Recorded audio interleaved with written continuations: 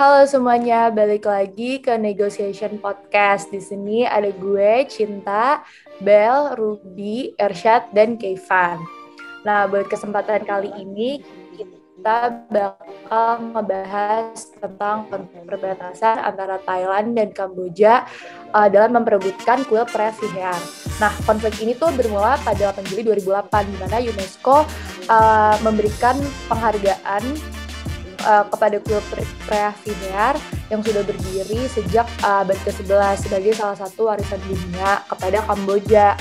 Nah, pemberian gelar ini tuh akhirnya menimbulkan kemarahan terhadap masyarakat Thailand yang mengklaim kalau misalkan kuil Preah ini tuh aslinya milik Thailand, bukan milik Kamboja. Nah, nyatanya pemberian penghargaan UNESCO kepada Kamboja ini tuh berdasarkan keputusan ICJ pada tahun 1962 yang menyatakan kalau misalkan Kamboja itu tuh udah mempunyai kedaulatan penuh terhadap kuil Preah. Keputusan dikeluarkan ICJ ini tuh berdasarkan kajian yang dilakukan terhadap the 1904 Convention, the 1907 Boundary Treaty antara Prancis yang saat ini menjadi Kamboja dan Siam Thailand, dan juga adanya peta bekas jajahan Prancis Franco-Siamese yang menggambarkan secara jelas kalau misalkan kuil Preah itu tuh masuk ke dalam wilayah Kamboja. Nah, dengan dikeluarkannya keputusan ini, mau nggak mau Thailand akhirnya menarik pasukan militer di kawasan kuil Preah.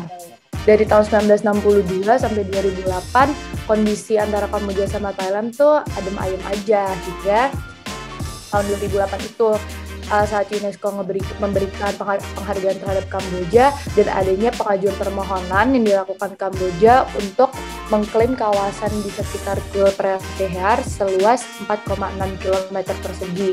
Nah, konflik ini tuh akhirnya membuat masyarakat Thailand marah kan, dan juga adanya kondisi di mana politik domestik Thailand tuh waktu itu lagi tidak stabil. Nah, habis itu ada gerakan nasionalnya Thailand, yaitu People Alliance for Democracy atau PAD, yang menggunakan isu Preah ini tuh untuk menggulingkan Perdana Menterinya saat itu, yaitu Samak Sunda Rajev.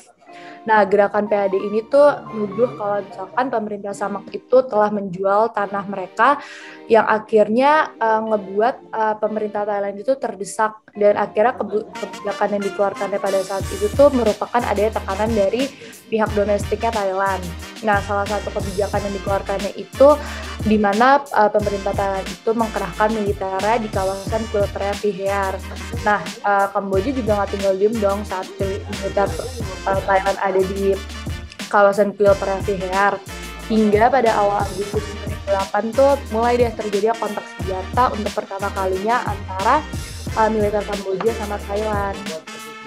Nah, bener banget tuh kayak yang tadi Cynthia bilang, semenjak 2008 konfliknya itu terus mengalami eskalasi sampai puncaknya nanti ada di 2011. Even though di period 2008 sampai 2011 itu terjadi banyak banget eskalasi dan deskalasi. Di antara 2008 sampai 2011 itu sebenarnya Thailand sama Kamboja itu ngelakuin banyak banget upaya negosiasi yang awal-awalnya diupayakan untuk dilakukan secara bilateral. Namun di kemudiannya kita juga bisa melihat nih nanti upaya-upayanya itu naik menjadi upaya negosiasi multilateral. Tapi lebih menariknya lagi, upaya-upaya multilateral tersebut yang awalnya dimulai dari bilateral terus nanti dilempar ke UNSC, itu dilempar balik untuk dilakukan diselesaikan secara regional, bahkan diselesaikan secara bilateral. Nah, memang benar nih kata Bel, ini konflik emang benar-benar menarik banget gitu. Apalagi kalau kita lihat di fase awal-awal konflik gitu ya teman-teman. Pas tahun 2008 sendiri itu sebenarnya kalau kita melihat yang negosiasi secara tingkat kementerian gitu yang besar gitu negosiasinya, itu tuh ada 4 kalau nggak salah sih ada sekitar 4 negosiasi gitu yang dilakuin antara Kamboja sama Thailand gitu. Itu aja nggak terhitung yang itu ya, Bi, nggak terhitung yang kayak pembicaraan kecil-kecil gitu ya, itu baru yang antara kementeriannya aja kan ya, 4 tuh. Oh iya benar tuh. Jadi sebenarnya di konflik ini, terutama di fase awal-awal, walaupun masih intens banget gitu konfliknya, walaupun kontak senjata hampir tiap hari gitu, cuma kadang-kadang tuh ada negosiasi-negosiasi kecil gitu antara army commander di sana. Jadi misalnya kayak waktu itu pernah ada media yang laporin kalau biasanya tuh setelah kontak senjata sekian menit, salah satu pihak tuh pasti ada yang teriak kayak, "Woi, berhenti dulu dong, kita capek nih ditembakin mulu, kayaknya kita juga salah posisi nih, seharusnya kita nggak di sini," gitu loh. Nah, kemudian kita ganti posisi aja, lu munduran ke belakang sana, gue juga mundur deh gitu. Terus teman gue ada yang kena nih, segala macem gitu. Jadi negosiasi-negosiasi dalam konflik ini tuh sebenarnya skopnya nggak cuma negosiasi dari kayak di tingkat kementerian, nggak cuma urusan ngomong sama PM yang Thailand dan segala macamnya, tapi kita juga harus melihat bahwa dalam konflik ini tuh sebenarnya ada negosiasi-negosiasi dalam skala kecil gitu, yang mungkin terjadi hampir daily basis juga gitu loh dalam konflik ini gitu. Nah, terus kalau kita ngomongin tentang negosiasi-negosiasi dalam konflik ini ya, sebenarnya negosiasi itu nggak cuma di tahun 2008 doang sih sebenarnya. Di tahun 2009 sampai 2010 tuh sebenarnya ada negosiasi-negosiasi juga, walaupun di tahun 2009 sampai 2010 tuh konflik ini sempat agak intensitasnya agak turun gitu.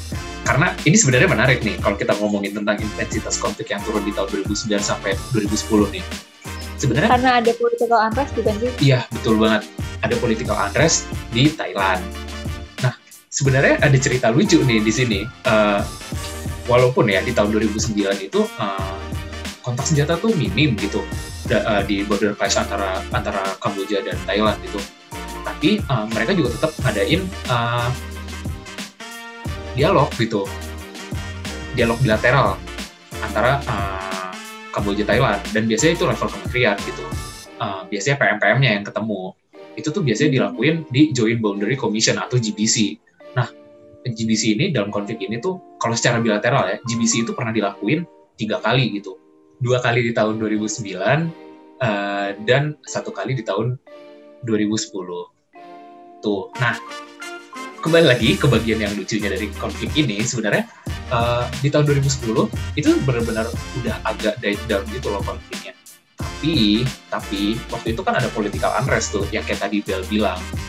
Di situ mantan PM Thailand, Thaksin Shinawatra waktu itu kabur dari Thailand dan ke Kamboja, dan Hun Sen itu ngangkat si Thaksin ini menjadi penasihat negara dan sekaligus penasihat ekonomi Kamboja gitu. Dan dia dengan bangga gitu kayak ngasih lihat ke Thailand kayak, "Wih, kita punya nih mantan Perdana Menteri lu sekarang kerja sama kita," gitu.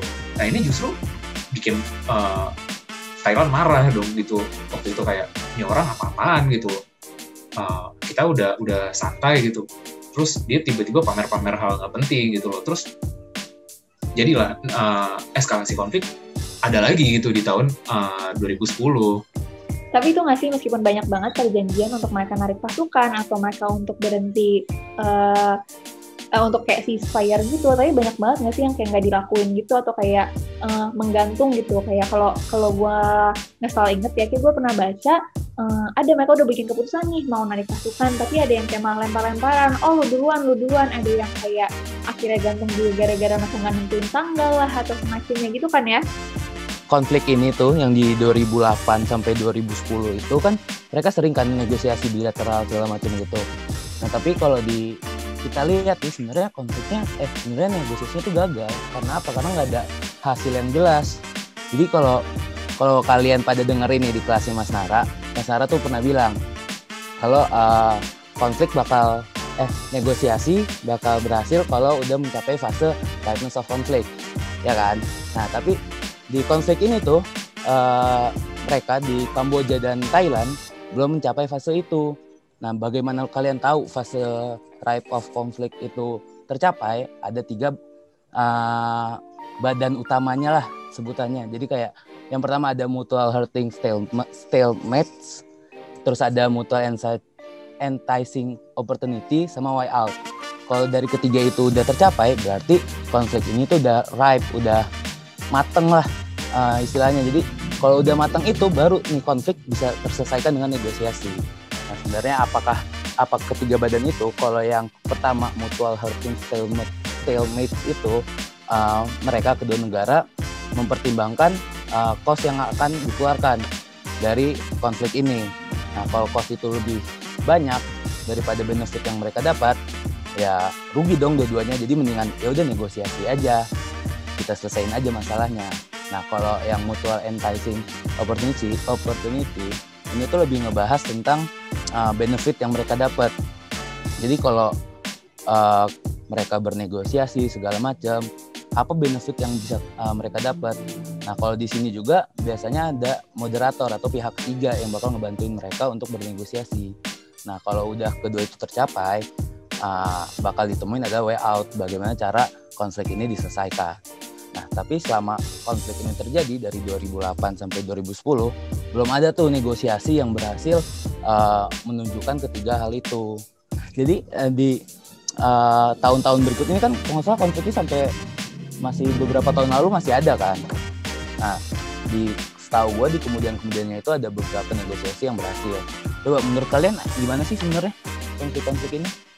Setuju banget sih sama yang tadi bilang, kayaknya mereka tuh belum mencapai fase ripeness of conflict ya, sampai mereka tuh belum benar-benar nyadar kalau misalnya konflik ini tuh benar-benar sampai merugikan mereka berdua, untuk kayak realization kalau misalnya mereka tuh better nggak ngelakuin konflik aja. Bahkan sebenarnya udah ada sih yang diadain mediator. Kalau misalnya tadi kita sempat kelewatan kali ya, tahun 2009 itu sebenarnya Thailand sempat minta tuh Indonesia untuk bantuin jadi mediator konflik antara Thailand dan Kamboja ini. Tapi Indonesia itu melempar negosiasinya untuk dibalikin lagi ke bilateral, meskipun Indonesia tetap berperan sebagai mediator. Tapi bisa dilihat nih konfliknya malah kayak yang tadi Ruby udah sempat jelasin, malah eskalasi lagi. Terus kalau yang kayak tadi juga gue sempat mention tentang yang kayak banyak yang konflik negosiasi itu malah kayak gantung, kayak jadi kayak menunjukkan, malah jadi kayak belum gak mau ditentuin tanggal-tanggal pastinya. Jadi kayak seakan-akan mereka tuh mau nyelesain konflik untuk ya masih untuk kepentingan mereka sendiri gitu loh, kayak bukan nyelesain untuk kayak cari jalan tengah, tapi kayak berharap dengan konflik ini diselesaikan apa yang gue mau itu terpenuhi gitu nggak sih? Nah iya tuh. Nah, tapi kan kalau pola pikir mereka masih kayak gitu, ya negosiasi nggak bakal berjalan dengan baik dong, karena kepentingan mereka masih untuk mereka doang, bukan untuk bersama, bukan untuk kepentingan bersama. Ya nggak kan? Iya kan? Kalau gue ngertinya sih gitu ya. Tapi nanti mungkin kita nanya-nanya lagi kali ya ke Mas Nar habis podcast. Nah, balik lagi nih teman-teman ke negosiasi. After ada period of time yang mereka negosiasi terus sampai nggak berakhir, akhirnya kayaknya karena yang tadi 2011 itu malah eskalasi mentok lagi, yang kayak tadi gue sama Ruby udah sempat bilang, Kamboja akhirnya desperate, terus dia mengajukan konflik ini untuk ditindaklanjuti sama UNSC. Tapi habis itu sama UNSC dilempar lagi ke ASEAN. Nah, tapi karena nggak selesai lagi, akhirnya Kamboja ngelempar lagi untuk diselesaikan di ICJ gitu teman-teman, sampai akhirnya ICJ menetapkan demilitarized zone pada tanggal 18 Juli 2011. Oh iya nih, ada satu hal lagi nih yang menarik nih setelah ditetapkannya demilitarized zone sama ICJ gitu. Di tanggal 24 September tahun yang sama gitu, pemerintah Thailand waktu itu ngajak pemerintah Kamboja untuk main bola bareng. Nah, ini sebenarnya gimana ya? Ini sebenarnya menunjukkan gestur kayak kita mau loh ngajak kalian buat ketemu bareng, main ngobrol bareng dan main bareng gitu. Bahkan waktu itu sampai Hun Sen juga diajak main gitu. Makanya sebenarnya pas tanggal 24 September 2011 ini dibilang football diplomasinya Thailand ke Kamboja gitu. Nah, bener banget tuh kayak yang Ruby bilang, kalau misalnya kita lihat hubungan antara dua negara setelah 2011 itu menarik banget, dipicu sama eskalasi yang terjadi 2011 yang akhirnya membawa konflik ini untuk diajukan ke forum ICJ. Meskipun ICJ setelah itu memberikan kewenangan untuk negosiasi secara detail dilakukan secara regional dan secara terperinci melalui bilateral, ICJ juga mendesak untuk semua jenis angkatan bersenjata yang melindungi perbatasan untuk terus menjaga ketenangan mereka. Kita bisa lihat kalau misalnya after that, kedua negara cukup puas dengan kesepakatan yang terjadi, karena kita bisa lihat nih ada beberapa kerjasama yang dilakukan sama kedua negara. Terutama pada 2015 Desember lalu ada pertemuan antara Thailand dan Kamboja dan kedua pemimpin untuk meningkatkan hubungan bilateral. Dua keputusan kebijakan mendukung perbaikan konflik ini. Kedua negara sepakat untuk menghindari kontroversi atas kuil Preah-Vihear ini untuk mereka bisa menempatkan tujuan ekonomi mereka di jantung agenda kebijakan regional mereka. Jadi sebenarnya kalau misalnya kita bilang adakah negosiasi tertentu yang benar-benar menyelesaikan masalah ini, sebenarnya sepertinya tidak ada. Tapi kedua negara udah ada di posisi di mana mereka sepakat untuk menghindari adanya konflik berlanjut tentang kuil Preah-Vihear ini yang mereka sadari sebenarnya kalau bisa mereka untuk bisa maju terus dan menempatkan tujuan ekonomi mereka yang sebenarnya lebih menguntungkan di agenda mereka. Kalau misalnya kayak mereka terus-terusan konflik tentang kuil Preah-Vihear ini, mereka nggak bisa dong berarti kerjasama apalagi di sektor ekonomi yang ternyata sebenarnya lebih menguntungkan untuk mereka. Berarti menarik banget ya Bel, setelah beberapa negosiasi bilateral yang dilakukan sama kedua negara tersebut tuh akhirnya mereka mulai lihat nih jalan tengah yang pengen mereka ambil tuh apa ya.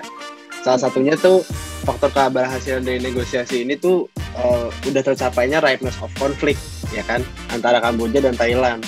Nah, ripeness of conflict ini kan ada 3 pondasi nih yang tadi udah dikasih tahu sama Irsyad. Yang pertama tuh mutual hurting stalemate, di mana di situ tuh udah terdapat kondisi di mana deadlock yang dialami oleh Kamboja dan Thailand tuh setelah beberapa negosiasi cara bilateral yang gagal tidak menghasilkan sebuah resolusi. Konflik ini tuh sebenarnya kan udah merugikan mereka berdua ya, pihak Kamboja maupun Thailand. Fondasi keduanya kan mutually enticing opportunity, di mana sudah kelihatan ada perjanjian yang dapat menguntungkan kedua belah pihak, seperti udah adanya tuh demilitarized zone yang dihasilkan saat mereka bawa ke ICJ.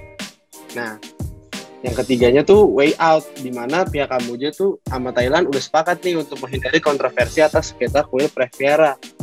Nah, sebenarnya faktor lainnya tuh ada konsep rational choice nih, di mana kedua negara tuh yang berselisih itu akhirnya udah memilih untuk tetap tenang dan lebih memfokuskan kepada agenda kepentingan nasional negara mereka masing-masing. Mereka udah tahu nih konflik ini tuh merugikan mereka di berbagai sektor. Maka dari itu mereka tuh mending milih untuk kerjasama aja, contohnya tuh kerjasama ekonomi gitu.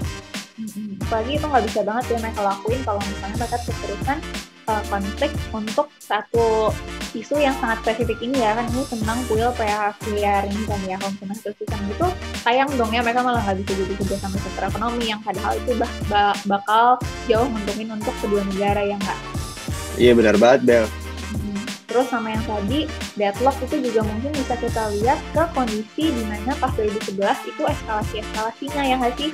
Kayak lagi rame-ramenya. Jadi kayaknya dua negara tuh udah kayak di posisi di mana kayak wah udah nggak bisa gini lagi nih. Iya, mereka tahu mereka udah nggak bisa kayak gini lagi. Ini tuh cuma ngerugiin mereka doang. Oke deh, mungkin buat pembahasan kali ini sampai segini dulu aja. Semoga pembahasan kita terkait konflik perbatasan antara Kamboja dan Thailand bisa bermanfaat buat kalian semua ya. Bye guys, see you on the next podcast kita. Dadah! Bye!